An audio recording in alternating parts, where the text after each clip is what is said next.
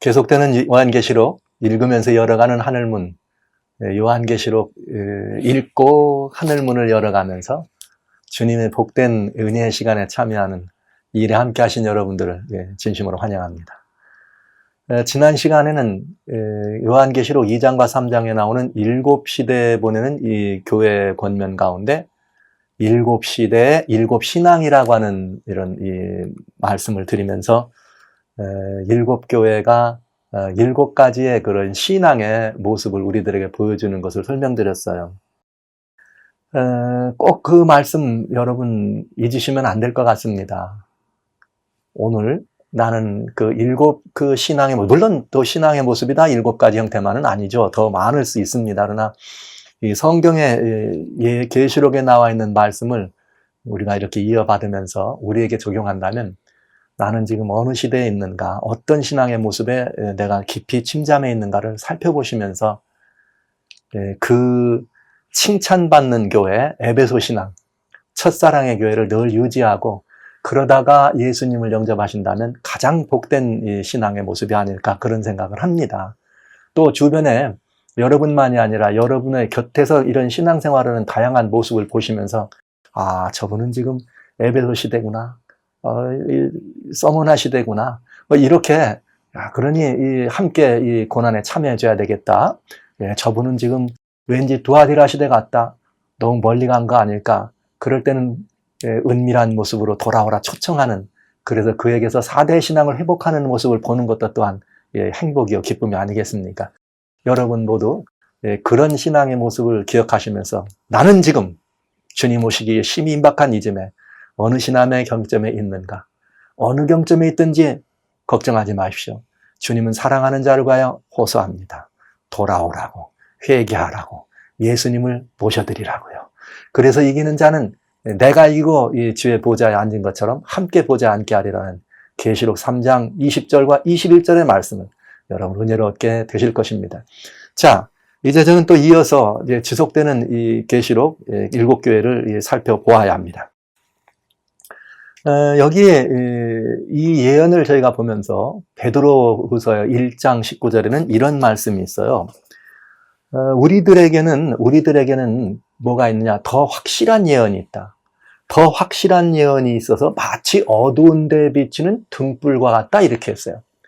그렇기 때문에 우리는 이 모든 것들을 잘 살펴서 날이 새어서 샛별이 너희 마음에 떠오르기까지, 이것들에 주의하고 연구하고 살피는 것은 아주 중요한 일이다. 그것이 가한이라 이렇게 말씀하십니다. 우리 마음에 이렇게 빛나는 달이 새어서 샛별이 떠오르기까지, 그 샛별은 뭐냐? 예언을 연구하는 이유가 거기에 들어있는 거예요. 예언을 연구하는 목적이. 샛별은 요한계시록 22장에 보면은 이렇게 되어 있습니다. 요한계시록 22장 여기 16절에 보면은 이렇게 되어 있어요. 나 예수는 교회들을 위하여 내 사자를 보내요. 7교회는 7촛대는 7교회다. 오른손에 7별은 7사자다. 근데 여기 뭐라 그랬어요? 촛대 사이에 별이 있는 건데 7교회에게 사자를 보냈다 그랬어요. 누구를 말하는 거죠? 7교회 사자들을 보내요. 이미 이것들을 증언하였느니라. 오늘 우리들에게 말씀하신 이것들이 이미 증언하신다는 말씀을 보게 되는 것입니다. 거기 이렇게 말합니다. 나는 다윗의 뿌리요 자손이니 곧 광명한 새벽별이라. 광명한 새벽별이라. 베드로는 뭐라고요? 새벽별이 우리의 마음에 떠오르기까지 이것들을 주의하는 것이 가한이라고 얘기하고, 예수님은 직접 본인이 나는 광명한 새벽별이다 이렇게 말씀하시네요. 자, 이제 이런 이 모습들을 저희가 보면서 저희는 계속해서 계시록에 나와 있는 이 아름다운 말씀들, 빛나는 새벽별들인 여러분, 새벽별들인 오른손에 계신 주님의 오른손에 있는 별 되신 여러분, 그리고 여러분들은 광명한 새벽별인 예수님을 우리는 예언을 통해서, 계시록을 통해서 발견하려고 이 계시록을 읽는 것입니다. 요한계시록의 중심 주제는 예수 그리스도입니다. 그렇기 때문에 이 요한계시록을 통해서 예수 그리스도를 발견하지 못한다면 우리는 요한계시록을 제대로 본 것이 아니죠. 성경은 그래서 교회들에게 이 계시록을 주어서 예수님을 더 깊이 영원토록 함께 하겠다고 하시는, 항상 함께 하신다고 하는 예수님을 우리가 깊이 이해할 수 있도록 보여주신 것입니다. 그런 교회들에게 예수님은 나는 교회의 신부다. 교회는 내 신부다. 그러니까 교회 남편으로, 나는 교회의 머리다. 우리들의 머리로. 그러면서 내가 너와 함께, 항상 함께 하리라고 하는 이런 보증으로 이 교회들로 해서 위로하신 것입니다. 그리고 우리는 그 위로 때문에 행복한 사람들이고요. 우리는 그 위로 때문에 아주 중요한 한 시절을 지나가면서도 희망과 용기를 잃지 않습니다. 자, 이제 7교회는 빛나는 새벽별이 우리들에게 떠오를 때 모든 교회마다 이 새벽별이 가득 차야 돼요. 떠오를 때 이 빛나는 새벽별이 광양을 가시해주고 비춰주는 그 새벽을 향해서 우리 한번 다시 7교회를 살펴봅니다. 이 시간에는 7교회, 7시대, 7교회. 그러니까 7교회는 바로 예수님이 이렇게 부활하시고 승천하신 이후로부터 예수님 다시 오실 때까지의 시대를 총망라해서 전 시대를 망라하는 이 기독교, 그리스도의 교회의 역사를 설명해주고 계신 것입니다. 자, 이것이 이 7시대에 보낸 이 권면 속에 아주 들어있기 때문에 조금 오늘은 이제 이 7교회는 바로 7시대를 망라하는 교회의 모습이라는 것을 여러분과 같이 이 말씀을 드리면서 함께 살펴봐야 되겠습니다. 또 지속해서 읽습니다. 자, 에베소 시대의 교회는 여기 말한 것처럼 2장 1절에 오른손에 7뼈를 붙잡고 7촛대를 거니시는 예수님께서 내가 내 행위와 수고와 인내를 안다 그러면서 내가 악한 자를 용납지 아니하고 자칭 사도라 하되 하는 아닌 자들을 시험하여 거짓된 것을 내가 드러내고 내가 참고 내 이름을 위하여 견디고 게으르지 아니한 것을 내가 안다. 그러면서 이들에게 처음 사랑을 한때 그랬으니까 이렇게 이탈하지 말고 끝까지 지키라고 하는 말씀이 4절부터 이렇게 이어지는 거예요. 그래서 책망할 것이 있는데 그건 처음 사랑을 버렸다. 5절에는 그러니까 회개하고 처음 사랑으로 돌아가라. 그렇지 않으면 내가 촛대를 내게서 옮기리라. 와우. 그러니까 이 촛대를 옮긴다는 말은 벌써 여기서 이 이미지가 들어온 거예요. 에베소 시대 다음에 또 다른 시대가 올 것을 주님 말씀하시는 것입니다. 너희가 이렇게 하지 아니하면 무슨 일이 벌어질 것이다. 그러면서 여기 뭐라 했는가 하면 내가 잘한 것 가운데 니골라당의 행위를 미워하노라. 나도 이것을 미워하노라. 에베소 시대 교회라고 하면 이건 무슨 이 교회인가? 이 교회는 칭찬할 만한 교회입니다. 그리고 여기 말한 것처럼 악한 자를 용납하지 않은 교회입니다. 그리고 여기 거짓된 것을 받아들이지 않은 교회입니다. 이 말은 순결한 교회라는 거죠. 진리와 그 모든 이 말씀에 있어서 하나님께서 디모데전서 3장 15절에 이 집은 하나님의 이 진리의 기둥과 터라고 말씀하셨어요. 그것처럼 사도들과 선지자들의 이런 이 바탕 위에 서 있는 하나님의 교회를 의미합니다. 순결한 교회였습니다. 이것은 아주 초대교회의 모습을 설명해 주는 것입니다. 그러면서 또 거기는 뭘 말했느냐? 니골라당이라고 하는 니골라당의 그런 행위를 받아들이지 않고 이렇게 버렸다 표현한 것입니다. 니골라당이라고 하는 말은 이제 오늘날로 이해하면 소위 기독교 영지주의와 같은 이 사람들로 보시면 되겠습니다. 니골라당은 헬라의 이 스토이시즘이라고 하는 그런 철학 사상을 이어받은 사람들이 그런 철학적 이 가치관을 가지고 기독교를 영접한 것이에요. 그래서 이 기독교를 이렇게 안에 들어와서 기독교의 치명적인 병을 가져다 주게 됩니다. 그들은 하나님의 율법을 부정합니다. 그리고 더 중요한 것은 무엇이었는가 하면 그들은 이원론 사상이 있었어요. 이원론이라는 것은 보이는 것은 악한 것이에요. 보이지 않는 것만이 선한 것입니다. 그런데 예수님이 하나님이라고 하는데 예수님이 보이는 육신으로 오셨단 말이에요. 그러니까 예수님을 그는 하나님은 하나님이지만 그는 좀 차등의 하나님이다. 이렇게 이 말 마치 뭐와 같아요? 오늘날 우리 이렇게 하나님의 말씀을 똑같은 말씀을 가지고도 하나님을 예수님을 창조주 하나님의 되심을 믿지 않고 예수님은 창조자라 그러면서 이렇게 하나님의 그 속성 가운데서 좀 낮은 이 속성으로 설명하려고 하는 사람들이 있어요. 그것처럼 그게 다 니골라당의 가르침들입니다. 그렇기 때문에 그들은 구원에 대해서 신비주의와 명상을 가지고 어떻게 구원에 들어가는가? 예수님을 믿어 구원에 들어가는 사람들이 아니라 신비주의에 속해서 명상과 금욕과 이런 것들을 통해서 구원에 들어갈 수 있다고 얘기하는 사람들이었어요. 그러니까 예수님을 부정하는 것이죠. 예수님의 하나님 되심을 부정하는 사람들이었습니다. 그거를 초대교회는 뭐 했다고요? 거절했다. 실제 이 골로새서에 보면은 사도 바울은 골로새 2장에서 너희가 말이야 이 세상의 헛된 속임수와 철학을 따르는데 이 모든 것들은 헛된 것이요 속임수야. 그리스도를 쫓는 것이 아니야. 바울이 배척했어요. 사도 요한도 역시 무엇을 배척했는가? 바로 사도 요한도 요한일서에 보면은 여러 번씩이나 주님께서 육체로 오신 것을 부정하는 자마다 다 거짓 것이다. 그건 거짓 그리스도인이다. 거짓 그리스도의 영이다. 미혹의 영이다. 이렇게 표현합니다. 그러니까 사도 요한의 많은 업적 가운데 특별히 요한복음은 예수님의 하나님 되심을 유감없이 보여주는 말씀이었어요. 그러니까 여기 에베소 교회라고 하는 건 기독교 역사 속에서 초대교회예요. 순결한 교회였습니다. 이런 거짓된 것을 받아들이지 않았습니다.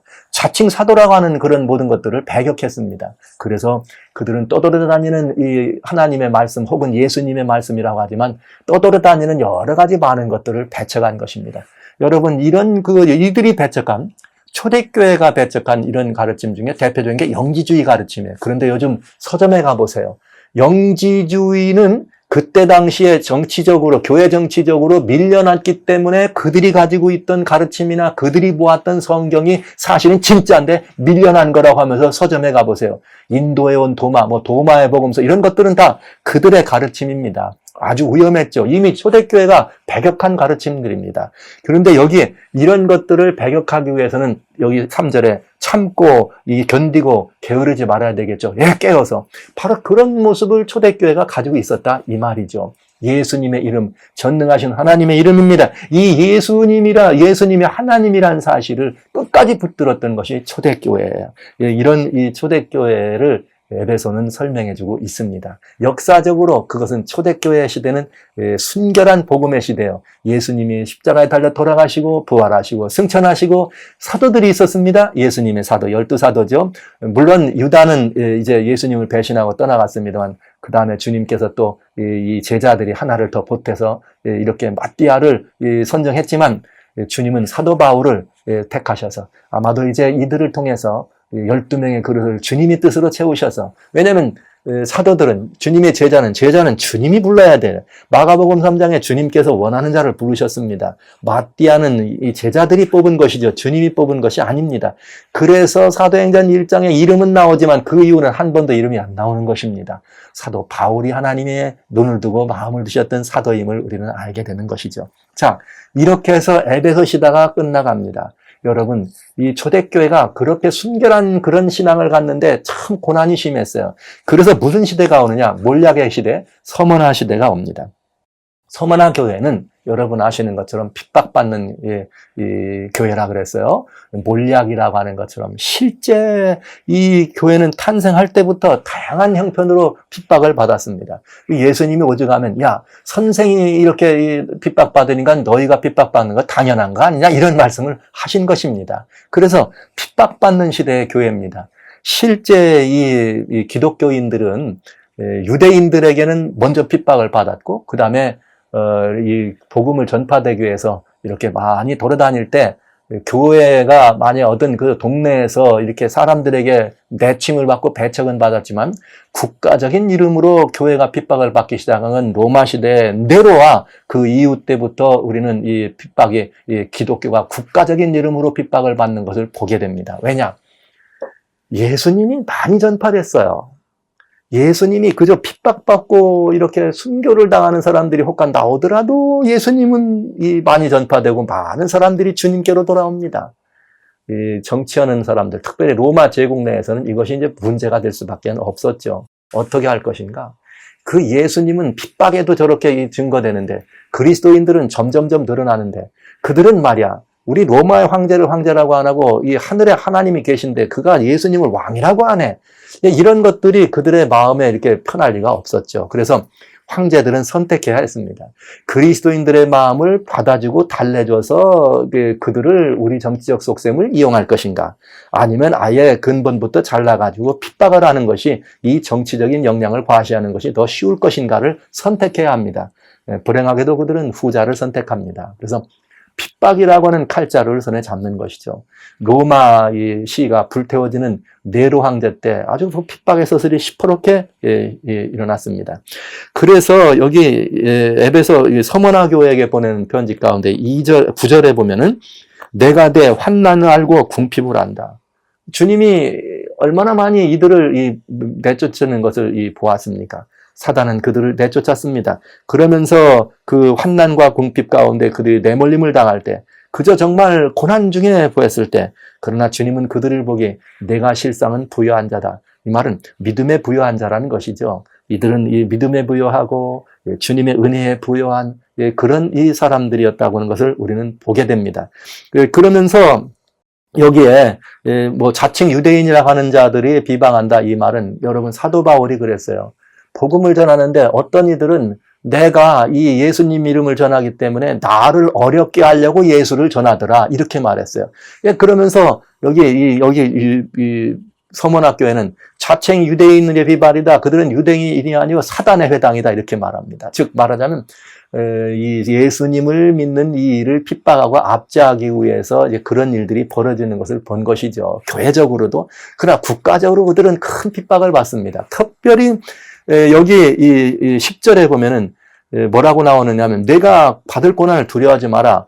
마귀가 너희 가운데 몇 사람을 오게 던져 시험, 이거 막 핍박이 이제는 드디어 이 큰 핍박이 임할 걸 설명해 줍니다. 그러면서 너희가 10일 동안 환난을 받으리라. 얼마 동안? 10일 동안 환난을 받는답니다. 근데 성경에 이렇게 예언되는 거, 여러분 10일 정확하게 일자가 문자적으로 10일만 핍박을 받는다 그러면 그렇게 힘들지 않을 거예요. 열흘 정도만 견디면 되니까. 근데 이 성경의 예언의 원리를 자세히 살펴보면 어떻게 되어 있는가 하면, 특별히 에스겔 4장 6절에 보면 일일을 1년으로 계산합니다. 유대 백성들이 출애굽해가지고 이렇게 가나안에 들어갈 때 가나안을 정탐합니다. 40일 정탐하고 거기서 실패합니다. 주님은 그 40일 정탐 기간을 일일을 1년으로 계산해서 40년을 광야에서 유대인들이 이 광야 생활을 하게 되는 것이죠. 그런가 하면 이제 여기 우리는 여러 이런 이 모습들을 통해서 일일을 1년으로 해산한다는 것이죠. 이것은 기독교의 역사 속에서 기독교 성서 해석을 하는 방법 가운데 연일 원칙이라고 하는 이 원칙은 보편적으로 사용되는 원칙입니다. 그런데 이 사람들이 열흘만 핍박받는다고 한 것이 열흘만 받는다 그랬어요. 그러니까 이건 성서 예언으로 봤을 땐 얼마다? 10년이다. 근데 실제 로마 시대 디오클레시안이라고 하는 황제 때 303년부터 완전히 기독교인들은 정말 가장 많은 핍박을 받습니다. 디오클레시안 황제 때 가장 많이 죽게 되고 가장 많은 환난을 받게 됩니다. 그런데 절묘하게도 얼마 정도 이 환난이 끝나는가? 303년에 시작한 디오클레시안의 핍박이 313년 컨스탄틴이 기독교를 공인합니다. 인정해주고 믿어도 좋은 종교로. 그러면서 자기 자신도 기독교로 개종을 하죠. 이렇게 되면서 기독교를 향했던 핍박에 들었던 그 서슬이퍼런 핍박의 칼날이 끝나게 됩니다. 자, 여기 성경은 열흘 동안 환난할 것이다. 그러나 성경은 서머나 교회 성도들에게 말합니다. 죽도록 충성하라. 핍박이 없을 것이라 하지 않았습니다. 아주 극심한 핍박이 있다. 오게도 간다. 죽임을 당한다. 그러나 열흘간 이런 큰 핍박이 있을 때 주님은 말씀하시기를 죽도록 충성하라. 죽도록 충성하라. 이렇게 설명합니다. 참 어려운 일이었죠. 자, 이렇게 봤는데 그야말로 여기 이 서머나 교회의 이름이 몰약의 향기. 이게 죽은 시체에게 바르는 것과 같은 그런 향기, 그런 고난의 향기가 그들에게 이름이 있었지만 이것은 기독교가 공인되는 313년에 서머나를 역사적으로 시간적으로 설명한다면 서머나 시대는 거기까지라고 볼 수 있게 되겠습니다. 자, 왜 그런가? 이제 다음에 보시면 압니다. 2절에 이제 드디어 12절에 보면은 버가모 교회의 사자가 등장합니다. 자, 버가모 교회는 성체라 그랬어요. 또 이렇게 높이 들린 이 성체다, 이런 의미를 가지고 있습니다. 여러분, 교회는 핍박받을 때는 사실 순결을 잃지 않아요. 핍박받을 때는 그 문제가 아니라 핍박이 언제 더 문제가 되는가 하면 번성하고 핍박이 없이 평안할 때가 더 문제가 됩니다. 그래서 이렇게 개인 신앙도 지난 시간에 7시 이 신앙의 모습을 볼 때도 그런 그 핍박이 지나고 나면 이런 타협의 시대가 온다 이런 말씀을 드렸는데 이 버가모 교회는 정말 그 순결을 잃고 타협하는 모습이라고 하는 것을 우리가 보게 돼요. 자, 여기 보시죠. 버가모 교회 사람들에게는 주님이 이렇게 말씀하세요. 14절입니다. 2장 14절에 내게 두어 가지 책망할 것이 있다. 그래서 그 책망할 것이 뭐냐? 내게 발람의 교훈을 지키는 자들이 있도다. 이렇게 말했어요. 발람의 교훈을. 여러분, 발람의 교훈이라고 하면 어디를 보시면 되는가 하면 민수기 하나님 말씀 22장과 25장에 보면 이 발람의 교훈에 대해서 잘 나옵니다. 여기 이 발람은 어떤 사람인가 하면 거짓 선지자였어요. 하나님의 선지자라고는 하지만 거짓된 선지자였습니다. 이스라엘 백성들이 이제 가나안을 들어오기 위해서 들어가기 위해서 40년 광야 생활을 거의 다 마쳤습니다. 그리고 이제 이 요단강 앞에 모압 평지에 진을 칩니다. 이제 그 요단강만 건너가면 이제 이스라엘은 약속대로 가나안 땅을 가게 되는 것입니다. 이렇게 될 때에 이제 여기 발락이라고 하는 모압 왕이 이제 이 이스라엘 백성들을 저주하기 위해서 발람이라는 선지자를 이렇게 선택하는 것이죠. 그렇게 해서 여기 말한 것처럼 발람이라고 하는 선지자를 불러가지고 이스라엘 사람들에게 돈을 많이 주고 저주하라 그래요. 그러나 그들이 저주하러 갔지만 하나님께서 그의 입을 막아가지고 오히려 축복합니다. 그것이 민수기에 나오죠. 22장부터 24장까지 그 축복하는 게 나와. 또 발람이 말이죠. 그 일을 하러 갈 때 당나귀를 타고 가니까 천사가 칼을 빼들고 발람의 길을 막습니다. 그럼에도 불구하고 발람이 우겨서 가는 것이에요. 참 이상한 일이죠. 근데 여기 성경은 뭐라겠는가? 발람의 교훈을 따르는 자들이 있더라. 이 말은 모압 평지에서 이 사람들이 무슨 일을 저질렀는가? 하나님께 제사 드리는데 그게 아니라 이 모압의 그 우상에게 경배하는 그 시간에 이스라엘 사람들을 초청해가지고 그 우상의 제물에 참여하게 합니다. 그때 이 레위 사람들이 일어나서 칼을 빼들고 그에 참여한 사람들을 진멸하고 하나님 편에 섬으로 말미암아 레위 사람들이 제사장, 특별히 유대인을 위한 그 제사장 직분을 이렇게 이어받게 하는 그런 일도 더 이렇게 강화되는 일들을 우리가 보게 되죠.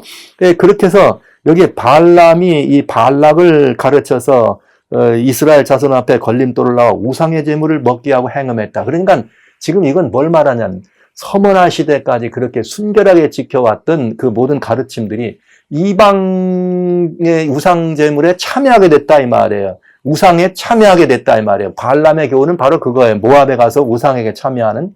그렇게 해서 그 사람들이 이제 죽임을 당하는 일이 있게 되는데 여러분 교회가 순결할 때는 이 모든 것들을 잘 지켰습니다.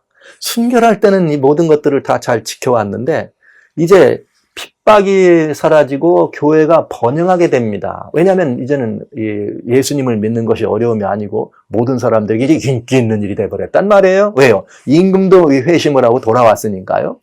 그러다 보니까 교회가 많은 사람들이 교회 안으로 들어오는데 이방의 종교, 거짓된 이방신들을 섬기던 우상의 이런 모든 것들을 가지고 있던 종교들도 어디로 들어와요? 교회 안에 들어오기 시작하는 것이죠. 점점점 교회로 들어오기 시작하는 것입니다. 그래서 들어와 가지고 뭘 이 사람들을 했느냐면은 여기 15절에 보세요. 이와 같이 내게도 니골라당의 교훈을 지키는 자리 있도다. 에베소 교회 그 이전에 서머나 시대에는 교회가 순결할 때는 니골라당의 교훈을 지키지 않았습니다. 아까 말씀드렸습니다. 말하자면 영지주의 같은. 여러분 조심하세요. 이 영지주의가 지금도 살아났어요. 새로 요즘 현대 영지주의가 살아나가지고 이게 기독교의 침투에 있습니다. 그래서 아주 위험해요. 이 현대 영지주의가 휴머니즘이라고 하는 이런 가면을 쓰고 교회 안에 들어와가지고 오늘날 교회를 많이 쇠퇴시키고 타락시켜서 이 교회가 참 많은 어려움을 겪는 이유 중에 하나가 바로 이런 이 니골라당들의 가르침입니다. 명상을 통해서 구원받는다고 요즘 교회에 소위 영성훈련을 많이 해요. 영성훈련 중요한 것이긴 하지만 잘못되면 이거 위험하죠. 그래서 영성훈련을 한다고 하면서 이게 구원의 길에 들어가는 니골라당의 가르침이 신비주의 명상훈련을 통해서 한 사람들이에요. 이렇게 교회가 뭘 하는가? 배도하고 타협하는 길을 따라서 들어오게 된 것입니다. 40년 광야길을 따라 들어왔던 그들이 마지막에 가서 타락의 길을 들어가는 그것처럼 이 순교의 이슬에서 핍박의 몰약의 향기처럼 순교장에서 고난받았던 이 사람들이 결국은 점점 나오면서 어떤 일이 들어간다고요? 이방 종교와 타협하고 우상에 타협한 것처럼 이방 종교와 타협하는 그런 모습들을 봅니다. 성경은 이렇게 말했어요. 2장 13절입니다. 제가 성경절을 여러분 이해하기 위해서 이렇게 계속 이어서 있고 앞으로도 가고 뒤로도 돌아가는 것. 2장 13절에 그런 버가모를 성경은 이렇게 말해요. 내가 어디에 사는지를 내가 아노니 거기는 사단의 권자가 있는 데라. 여러분 무서운 일입니까? 사단의 보좌가 있는 데라 그랬어요. 그 성체라는 버가모라고 하는 것은 성체라고 하는데 그 뒤에 은밀한 곳에 있는 성체인데 그게 뭐라고요? 버가모란 이름의 뜻이 이 성체라 그랬는데 여기 성경은 말하기를 내가 안다. 바로 거기엔 사단의 우위가 있는 곳이라. 여러분 이방 종교와 기독교의 만남은 정말 치명적이었습니다. 치명적이었습니다. 대표적인 이 치명적인 사례로 어떤 일이 벌어졌는가? 컨스탄틴이 기독교로 개종을 하면서 313년 기독교에 이런 것을 공인합니다. 그러면서 321년에 일요일 휴업령을 내립니다. 여러분 아시는 바대로 이 일요일 휴업령이라고 하는 것은 어떤 일이냐? 존경할 만한 태양의 날에 이렇게 돼 있어요. 그 시작이 Sunday Law라고 하는 이 법은 여러분 사전 아무데나 찾아보시면 313년 컨스탄티누스가 이런 일요일 휴업령을 보시면 압니다. 그 시작이 존경할 만한 태양의 날입니다. 그러니까 컨스탄틴은 태양신을 섬기던 사제로서 제사장이죠. 신관장이죠. 당신은 다 신정시대니까. 그로서 교회로 들어왔다고는 했지만은 그는 무슨 일을 했는가? 일요일을 존경할 만한 태양의 날이라고 선언하는 것입니다. 근데 이제 그렇게 선언하는 건 뭐 할 수 있겠죠. 그래서 일주일 제도가 생깁니다만. 그러면서 325년에 무슨 일이 있는가 하면 니케아에서 회의가 열려요. 처치 카운슬이. 근데 그때 이 교회 비숍 주교는 누구였는가 하면은 실버스타 1세였습니다. 그는 거기에 참석하지 않습니다. 근데 그 공회에, 처치 공회에 누가 있느냐? 컨스탄틴이 이제 같이 부르면서 정교일치, 즉, 야, 교회가 말이야, 교리적으로도 일치되고, 이렇게 해가지고, 우리 이 나라를 섬기는 일에 하나 되줘야 안 되겠냐. 이런 것들을 내려요. 그래서 이런 이 교령을 내리게 됩니다. 그래서 이 교령을 실버스타가 받아요. 받으면서 실버스타는 그걸 가지고 대단히 해피합니다. 와, 이건 정말 우리가 따라야 될 것이다. 그럴만하죠. 그 핍박 속에 있던 사람들을 이 컨스탄틴이 인정하면서부터 핍박이 멈췄으니 얼마나 감사한 일입니까? 그래서 교회 역사는 컨스탄틴을 두 번째 모세라고 할 만큼 그에게 많은 의미를 부여하거든요.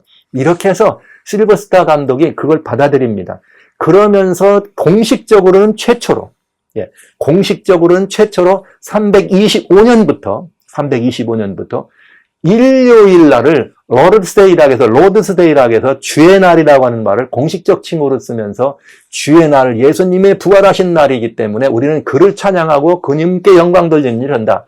안식일은 금식하는 날로 이렇게 일을 하고 금식하는 날로 바꿉니다. 그러면서 일요일 날을 이렇게 이 공식적인 예배일로 교회 안에 들어오게 됩니다. 이것이 364년에 라오디게이와 종교회의에서 정식으로 일요일을 아예 교회가 공식적으로 실버스타 1세 때는 그냥 공식적으로 용어를 쓰면서 교회 예배를 드린 것이지만 그 예배 드리는 것이 교회법에 적용되면서 모든 기독교가 일요일날 예배를 드리는 날로 정해진 것입니다. 얼마나 놀랍고 무서운 일입니까? 여기 성경은 뭐라겠는가? 바알람의 교훈을 따랐다. 모압 평지에서 우상에 숭배하고 우상에 드려드린 거기에 이스라엘 사람을 끌어간 것처럼 기독교가 태양신을 숭배했던 이 컨스탄틴이 만들어놓은 존경할 만한 태양의 날을 예배하는 날로 바꾸는 일을 교회가 그렇게 했다 이 말이에요. 교회가. 이 참 오죽하면 성경은 그런 교회가 있는 곳을 내게는 사단의 우위가 있는 곳이다. 이렇게 표현했다. 이 말입니다. 이게 얼마나 무서운 얘기입니까? 이렇게, 이런 일이 이제 벌어집니다. 그러면서 이 실버스타 1세 때는 특별히 컨스탄틴이 천도하죠. 컨스탄티노플로 이렇게 소아시아 반도로 이 컨스탄티노플로 이 동로마 제국으로 마치 이제 천도하면서 그 모든 권한과 이런 이 권리를 실버스타 1세 때 위임받으면서 그것을 보고 뭐라고 말하냐면 도네이션 오브 크라운이라고 하는 컨스탄틴의 이런 모든 것들을 도네이션 받는 역사라 이렇게 표현하죠. 이렇게 해서 이 교회의 그런 이 가르침들이 실제로 교황에게 적용되는 것을 우리는 봅니다. 자, 그리고 교회는 정치적인 권세를 이어받습니다. 330년에 천도하면서 컨스탄틴으로부터 그 모든 권한을 위임받으면서 로마 교회는 즉 이 기독교죠. 초기 기독교입니다. 초기 기독교는 슬그머니 로마 제국의 정치적 권세를 위임받으면서 이렇게 이 실제 그 권좌에 올라가게 됩니다. 그러면서 여기 이런 교회법에 되어 있는데 이런 모양이 있어요. 아돌프 하르낙이라고 하는 교회 사가가 뭘 만들었냐면 이 교회 그 역사를 기록하면서 이런 이야기를 합니다. 한번 제가 이 역사를 볼까요? 로마 교회는 이런 방법으로 슬며시 로마의 세계적인 제국의 자리를 밀고 들어왔는데 실제로 로마 교회는 로마 제국의 계속인 것으로 로마 제국은 망한 것이 아니라 단지 모양만을 바꾼 것이다. 교황권이 지배하는 로마는 정치적인 피조물이며 세계적인 제국처럼 위풍이 당당한데 이는 그것이 로마 제국의 계승이기 때문이다. 그리고 로마 이 교회 감독이 뭐라겠는가? 그는 자신을 왕으로 혹은 폰티펙스 막시무스라는 것은 이 교회의 그 대제사장이야. 태양신을 숭배하던 대제사장인데 라고 지칭했다. 교황은 가이사의 후계자다. 이렇게 돼 있어요. 그러니까 교황이 가이사의 후계자라는 말은 로마 황제의 후계자다. 이런 뜻입니다. 여기 폰티펙스 막시무스라고 하는 표현이 있어요. 이 폰티펙스 막시무스라고 하는 표현이 어떻게 이 교회 안에 들어오게 되느냐면 이런 이 역사를 가지고 있습니다. 원래 폰티펙스 막시무스는 누가 쓰던 거냐면 바벨론의 임금, 소위 느부갓네살이 여러분 기억나시죠? 느부갓네살이라고 하는 바벨론의 임금이 당시는 신정시대이기 때문에 황제가 신관장이었어요. 그래서 그의 공식적인 그 신관장 이름이 폰티펙스 막시무스예요. 그러니까 이 교회의 대제사장을 설명하는 것입니다. 그런데 이 바벨론이라고 하는 나라가 고대 바벨론이 페르시아에 의해서 망합니다. 고레스 대왕에 의해서 멸망할 때 기원전 538년 멸망할 때 무슨 일이 벌어지는가 하면 대개 그때 당시는 신정정치 시대니까 이런 그 종교 지도자들이 귀족 계급이고 정치적인 리더십을 가진 사람들이죠. 그래서 그들이 그런 리더십을 가진 사람들이기 때문에 다른 나라가 쳐들어오면 제일 먼저 핍박이 그들에게 내려지게 돼. 그래서 이 바벨론의 사들이 도망을 가요. 어디로 도망을 가게 됐느냐? 그들이 도망간 곳이 바로 버가모라고 하는 나라입니다.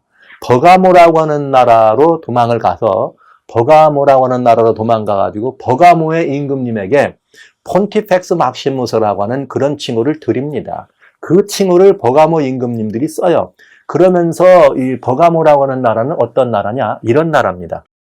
주신이 있는데 버가모의 주신이 아스클레오피스라 그래요. 아스클레오피스라고 하는 주신은 치료의 신입니다. 이 치료의 신은 여러분 아시는 것처럼 누구냐면 모든 병원에 가보세요. 병원에 가면 병원 대문 앞에 이렇게 머큐리의 지팡이라고 하는 지팡이가 있고 지팡이를 뱀 2마리가 띠로 안고 있어요. 뱀 2마리가 지팡이를 이렇게 또라이를 들어 안고 있는 그게 바로 아스클레오피스라고 하는 버가모의 주신입니다. 뱀신이에요. 치유의 신이라고 하는 것입니다. 그 주신을 섬기는 대제사장 그리고 황제의 이름을 거기는 다 폰티펙스 막시무스라는 이름을 쓴 것이죠. 그런데 버가모 나라의 이 마지막 임금이 누군가 하면 아탈루스 3세라고 하는 사람이에요. 기원전 그가 133년에 버가모라고 하는 나라가 문을 내리면서 로마에게 나라를 헌증합니다. 로마에게 나라를 줄 때 그때 로마의 황제에게 뭘 주느냐? 폰티펙스 막시머스라고 하는 이름을 같이 줍니다. 133년의 기원전. 그래서 로마의 황제의 제사장 칭호가 폰티펙스 막시머스가 된 거예요. 여러분이 웹스터나 대형 백과사전을 찾아보면 폰티펙스 막시머스라고 하는 제목의 재산을 찾아보시면 거기에 보면은 로마의 황제, 이교의 제사장 뭐 여러 가지 많이 나와요. 그다음에 줄리어스 시저도 폰티펙스 막시머스, 어거스틴도 폰티펙스 막시머스였습니다. 그러다가 이것을 375년에 AD 375년에 그레시안이라고 하는 로마 황제가 있었는데 그거를 버립니다. 그때 교회 감독은 다마소 1세. 이 다마소 1세가 그레시안 황제가 버린 그 폰티펙스 막시모스라고 하는 이름을 갖다가 로마 교황에게 씁니다.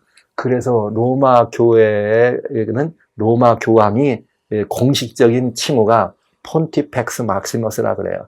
여러분 영어 사전을 보시면 폰티프 그러면 로마 교황이라고 되어 있습니다. 여러분 이게 다 이렇게 이교의 태양신, 그러니까 우상에게 숭배하고 바벨론이라고 하는 나라는 만신전입니다. 그냥 태양만이 아니라 만신전에서 여러 다양한 우상을 숭배하던 그런 그 제도들을 섬기던 제사장 칭호가 어디로 들어와요? 흘러서 교회까지 들어와서 교회의 최고 지도자. 여러분 우리는 교황 로마니 무슨 이교 로마니 무슨 로마 교회는 이런 말을 쓸 때 이게 다 초대교회 기독교를 말하는 것이에요. 종교개혁 이전에는 그냥 기독교일 뿐입니다. 여기 성경에 인정하고 있는 버가모 교회입니다. 버가모 시대라고 하지 않고 버가모 교회입니다. 버가모 시대를 중화했던 하나님의 교회였습니다. 비록 뭐했을지라도 이렇게 타협하고 이교의 제물에 참여하는 일이 있을지라도 하나님의 교회였습니다. 이게 정말 두렵고 무서운 일이죠. 하나님의 교회가 이렇게까지 된 것입니다. 그래서 버가모 교회를 성경은 뭐라 그랬다고? 내가 어디에 있는지 아는데 사단의 우리가 내게 있느니라. 만약에 요한계시록이 인봉된 책이 아니었더라면, 그리스도인들이 이 글을 계속해서 읽었더라면 이런 일은 일어날 수가 없었을 것이에요. 사단이 이 계시록을 인봉된 책으로 덮어놓고 못 읽겠기 때문에 이런 핍박에 서스른 핍박이 벌어진 다음에 이렇게 우상의 제물에게 타협하는 일이 있을 거다. 발람의 제물에 참여하는 자가 이 교회 안에 있을 거다. 이런 일은 없었을 것입니다. 그러나 이제라도 우리는 이 사실을 압니다. 이제 우리는 혹시 이제는 개인적인 이 시대에 우리 자신이 이런 버가모와 같은 이런 형편에 있지 않는가를 볼 수가 있는 것이죠. 발람의 제물에 참여한 그런 시간, 내 안에 정말 내 안에 나도 모르는 사이에 사단의 그런 이 보좌가 있을지 모르는 일 아닙니까? 그런가 하면 내가 속한 교회가 여러분 잘 살펴봐야 합니다. 우리는 이 교훈을 받아야 합니다. 여기 사단의 우위가 있는가? 예수님이 중심인가? 사단이 이 교회의 중심인가? 그래서 은연중에 모르는 사이에 이교의 모든 재물에 참석하고 이교적인 그런 상황 속에 이 발람의 가르침을 따르는 그런 그 발람이 뭐예요? 돈 받고 축복한. 그래서 교회가 뭐에 매매되는? 돈에 매매되는. 교회가 말이죠. 그런 축복을 돈을 받고 축복하고 말이죠. 이렇게 하나님의 뜻을 거스르는 일들을 하고 있더라 이 말입니다. 이런 상태가 되어 있지 않은지를 살펴볼 필요가 있습니다. 사랑하신 형제자매 여러분, 계시록은 우리들에게 역사 속에서 아주 분명하게 이 시대의 교회들이 어떻게 각 시대마다 이렇게 지도 내려오고 하나님은 그 교회를 위해서 어떤 권면의 말씀으로 교회가 회복되기를 소원하고 교회가 바른 상태로 회복되기를 원하셨는지를 우리들에게 보여주고 계십니다.